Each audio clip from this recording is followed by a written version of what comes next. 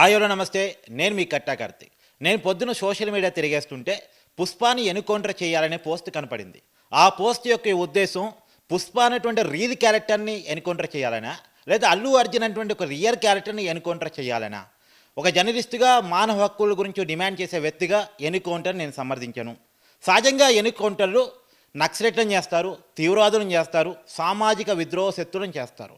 వాళ్ళు చట్టాన్ని చేతిలోకి తీసుకుంటారు కాబట్టి, ఆయుధాలు ధరిస్తారు కాబట్టి, పట్టుకుందాం అనుకునే పోలీసుల మీద, మిలిటరీ ఆఫీసర్ల మీద దాడులు చేస్తారు కాబట్టి, వాళ్ళని ఎన్కౌంటర్ చేస్తారనేటువంటిది పోలీసు వర్గాలు చెప్పే మాట. అయితే వాళ్ళందరినీ పట్టుకోవద్దు, ఎన్కౌంటర్ చేయాల్సిందే అనేది చాలామంది చేసే డిమాండ్. ఇది పక్కన పెట్టేస్తే హైదరాబాద్లో మీకు ఒక సంఘటన గుర్తు చేస్తా. అంటే ఒక నలుగురు యువకుని పోలీసులు ఎన్కౌంటర్ చేశారు. ఆ ఎన్కౌంటర్ పేరు దిశ ఎన్కౌంటర్. వాళ్ళు నక్సలైట్లు కాదు, తీవ్రవాదులు కాదు. కాకపోతే ఒక అమ్మాయిని చెరబట్టి అత్యంత దారుణంగా అత్యాచారం చేసి పాశవికంగా హత్య చేశారు. అలాంటి నలుగురిని పోలీసులు పట్టుకొని తర్వాత సీన్ రీక్రియేషన్ కోసం తీసుకెళ్ళి వాళ్ళని అక్కడ ఎన్కౌంటర్ చేశారు. అప్పుడు పోలీసు వాళ్ళు చెప్పిన మాట ఏంటంటే, మా దగ్గర ఉన్న ఆయుధాలు లాక్కొని మా మీద దాడి చేసే ప్రయత్నం చేశారు, తప్పనిసరి పరిస్థితుల్లో ఎన్కౌంటర్ చేశాము అనేటువంటిది. అప్పటికే సమాజం నుంచి చాలామంది చేసిన డిమాండ్ ఏంటంటే, వాళ్ళని పట్టుకొని జైల్లో పెట్టొద్దు, జైల్లో మేపొద్దు, వాళ్ళని ఎన్కౌంటర్ చేయాల్సిందే, ఇన్స్టెంట్ జస్టిస్ కావాలని చెప్పేసి చాలామంది డిమాండ్ చేశారు. వాళ్ళంతా కూడా జరిగిన ఎన్కౌంటర్ను స్వాగతించారు, పోలీసులకు జయజయధ్వానాలు పలికారు. ఆ ఎన్కౌంటర్ మీద చాలా అనుమానాలు ఉన్నప్పటికీ కూడా ఎన్కౌంటర్ చేసిన ఆఫీసర్ సజ్జనాలకి జయజయలు పలికారు. సరే, ఇది జరిగిన సంఘటన. ఇప్పుడు మన అసలు విషయంలోకి వచ్చేద్దాం. ఇప్పుడు అల్లు అర్జున్ ఎన్కౌంటర్ చేయాలా, పుష్ప అనే క్యారెక్టర్ ఎన్కౌంటర్ చేయాలా, ఒకసారి చర్చించుకునే ప్రయత్నం చేద్దాం. అసలు అల్లు అర్జున్ చేసిన తప్పేంటి, పుష్ప క్యారెక్టర్ చేసిన తప్పేంటి? అల్లు అర్జున్ సంజయ్ డేర్ దగ్గర తొక్కిసలాటికి గురైన వ్యక్తి. అల్లు అర్జున్ ఎదుర్కొంటున్న అభియోగం ఇది. అల్లు అర్జున్ కారణం కాదు అనేటువంటిది అతను చెప్పుకుంటున్న వర్షన్, అతనే కారణం అనేది పోలీసులు చెప్తున్నటువంటి వర్షను. ప్రభుత్వం కానీ పోలీసులు కానీ ఈ మాట చెప్తున్నారు. ఈ రెండు వర్షన్లో పక్కన పెట్టేద్దాం. మనం కేవలం విజువలైజేషన్ చూసి మాట్లాడే ప్రయత్నం చేద్దాం. విజువలైజేషన్లో చాలా క్లియర్గా కనపడుతుంది. అల్లు అర్జున్ చెప్పిన దానికి భిన్నంగా అల్లు అర్జున్ అక్కడ ఒక ర్యాలీ అంటారా, రోడ్ షో అంటారా, సినిమా ప్రమోషన్ ఈవెంట్ అంటారా, మొత్తానికి తన కారు సన్ రూఫ్ తీసి ఓపెన్ టాప్లో సినిమా థియేటర్ దగ్గరికి వచ్చాడు. ముషీరాబాద్ మెట్రో స్టేషన్ నుంచి సంజయ్ థియేటర్ దగ్గర వరకు అతను ఒక ర్యాలీగా వచ్చే ప్రయత్నం చేశాడు. అక్కడ మెట్రో పిల్లర్స్ నెంబర్స్ కూడా మనకు క్లియర్గా విజువల్స్లో కనపడతా ఉన్నాయి. కాబట్టి అతను కొద్ది దూరం పాటు ర్యాలీగా వచ్చే ప్రయత్నం చేశాడు. రోడ్డు మీద ఉన్న వాళ్ళందరినీ కూడా క్రౌడ్ పుల్లింగ్ చేశాడు. అతని అభిమానులు అందరూ కూడా చేరుకున్నారు అల్లు అర్జున్ వస్తున్నారన్న సమాచారం తెలిసి. అక్కడ టికెట్ కొన్న వాళ్ళు మాత్రమే సంజయ్ థియేటర్లో ఉండాలి. కానీ అల్లు అర్జున్ అలా రోడ్ షో చేయటం వల్ల బయట వ్యక్తులు, రోడ్డు మీద ఉన్న వ్యక్తులు, అల్లు అర్జున్ అభిమానులు అనేక మంది కూడా అల్లు అర్జున్తో పాటు థియేటర్లోకి వచ్చారు. అక్కడ ప్లేస్ సరిపోలేదు, చాలా కంజెస్టెడ్ ప్లేసు, సినిమా టికెట్ కొన్న వాళ్ళు మాత్రమే ఉండటానికి అవకాశం ఉన్న ప్లేసు. అక్కడ అల్లు అర్జున్ చేసినటువంటి అతి సినిమా ప్రమోషన్ ఫలితంగా వాళ్ళంతా రావటం ఫలితంగా అక్కడ తొక్కిసలాడికి గురైంది. అందులోనూ చాలామంది అల్లు అర్జున్ చాలా దగ్గరగా చూడటం కోసం ప్రయత్నం చేశారు.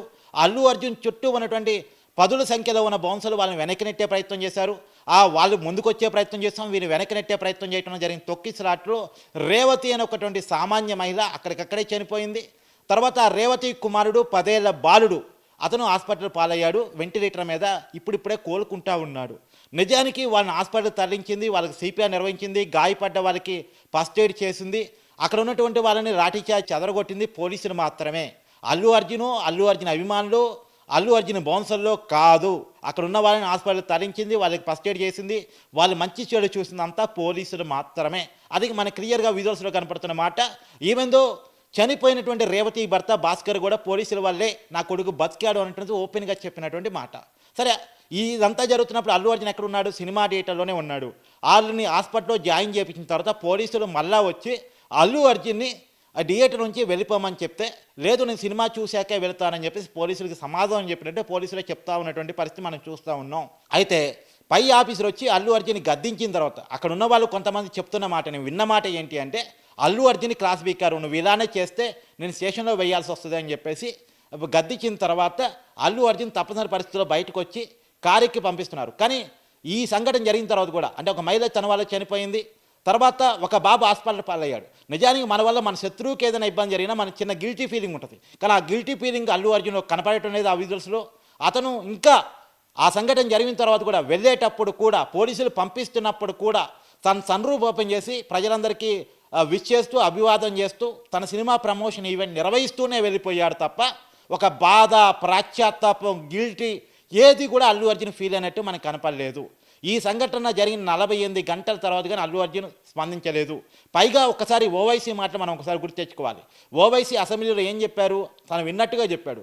అల్లు అర్జున్కి ఓ మహిళ చనిపోయిందన్న సమాచారాన్ని పోలీసు వాళ్ళు ఇస్తే, ఓ చనిపోయిందా, అయితే నా సినిమా హిట్ అయినట్టే అని చెప్పేసి అన్నాడంట. అంటే సహజంగా చాలామందిలో ఒక నమ్మకం ఉంటుంది. ఏదైనా పని స్టార్ట్ చేసినప్పుడు నరబలి జరిగితే చాలా మంచిది అని చెప్పేసి ఒక నమ్మకం ఉంటుంది. మరి ఆ నమ్మకమే అల్లు అర్జున్ కూడా ఉందా? సహజంగా సినిమా సెలబ్రిటీల్లో ఒక మూఢనమ్మకాలు ఎక్కువగా ఉంటాయి అనేది చాలామంది భావించే మాట. అల్లు అర్జున్లో కూడా కొన్ని మూఢనమ్మకాలు ఉన్నాయా? నరబలి జరిగితే తన సినిమాకి మంచి జరిగిద్దని అల్లు అర్జున్ భావించారా? మరి ఆ నరబలి తన కుటుంబంలో జరుగుంటే, తన కుటుంబంలో ఒక మహిళకి జరుగుంటే, తన కుటుంబంలో పిల్లలకి జరుగుంటే అల్లు అర్జున్ ఇలానే రియాక్ట్ అవుతారా? ఇది అల్లు అర్జున్ చెప్పాల్సినటువంటి మాట. అయితే తర్వాత కూడా అల్లు అర్జున్ బిహేవియర్ల మీద చాలా విమర్శలు ఉన్నాయి. అల్లు అర్జున్ ఇప్పటికీ ప్రెస్ మీట్ పెట్టి అబద్ధాలు ఆడుతున్నాడు అన్నటువంటి విమర్శలు కూడా అల్లు అర్జున్ ఎదుర్కొంటూ ఉన్నాడు. ఇది అల్లు అర్జున్ చేసిన తప్పు. చాలామంది డిమాండ్ చేసేది ఏంటంటే, మానవత్వం లేనటువంటి అల్లు అర్జున్కి మానవత్వం తెలిసేలా, మానవ విలువలు తెలిసేలా కఠినంగా శిక్షించాలి. అతను సమాజంలో ఉండదగ్గ వ్యక్తి కాదు, ఈ సమాజంలో అందరితో ఉండాల్సిన వ్యక్తి కాదు.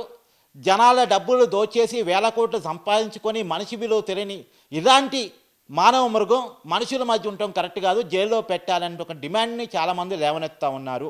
ఇలాంటి వ్యక్తికి జాతీయ అవార్డు కూడా కరెక్ట్ కాదనే విషయాన్ని చాలామంది లేవనెత్తుతూ ఉన్నారు. సరే, ఇది కూడా పక్కన పెట్టేద్దాం. రియల్ క్యారెక్టర్ని మనం పరిశీలించే ప్రయత్నం చేద్దాం. రియల్ క్యారెక్టర్లో పుష్ప ఏంటి?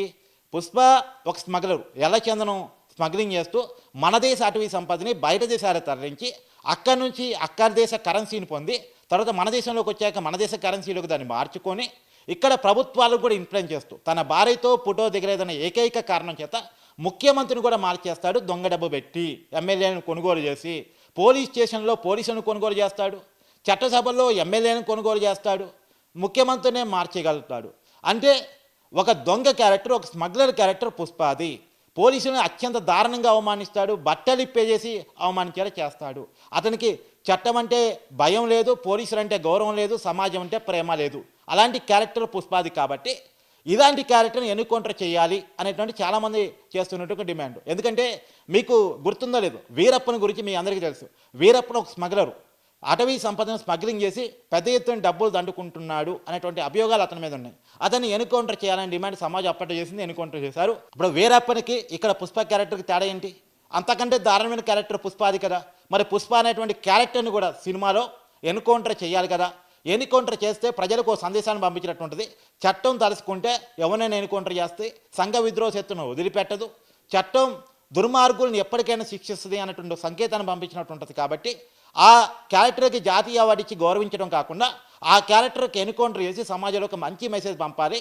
ఎందుకంటే ఆ పుష్ప అనేది హీరోకి ఎలిమెంట్ కాదు, అది విలన్ ఎలిమెంటు అనేటువంటిది ఈ సమాజం సామాజికవేత్తలు చేస్తున్నటువంటి ఒక డిమాండు.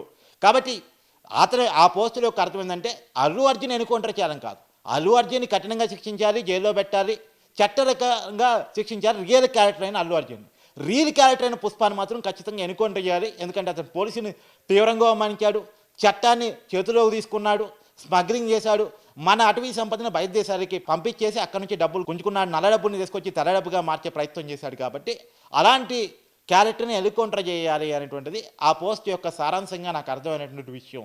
మరి మీరేమంటారో మీ కామెంట్ రూపంలో మీరు కూడా చెప్పండి.